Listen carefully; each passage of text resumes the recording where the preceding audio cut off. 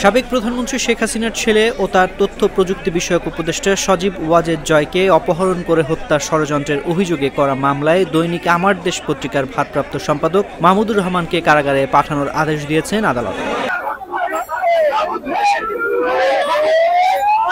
রোববার ঢাকার অতিরিক্ত চিফ মেট্রোপলিটন ম্যাজিস্ট্রেট মাহবুবুল হকের আদালতে তিনি আত্মসমর্পণ করে আপিল শর্তে জামিন আবেদন করেন।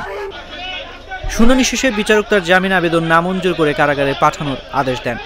মাহমুদুর রহমানের আইনজীবী সৈয়দ জয়নুল আবেদিন মেজবা ও শেখ শাকিল আহমেদ রিপন বিষয়টি নিশ্চিত করেছেন। এর আগে 2023 সালের 17 আগস্ট ঢাকার অতিরিক্ত chief metropolitan magistrate Asaduzzaman Noor এই মামলার রায় ঘোষণা করেন।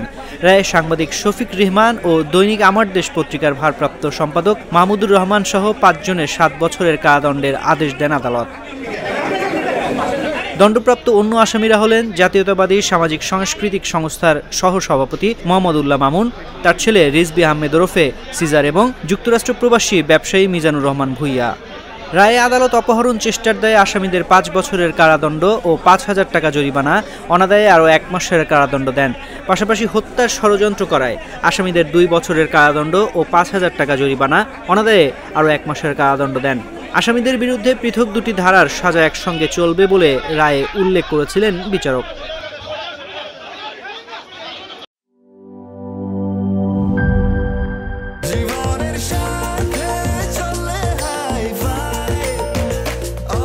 স্বাস্থ্যকর অল টাইম, সব সময় অল টাইম হেলদি লাইফ।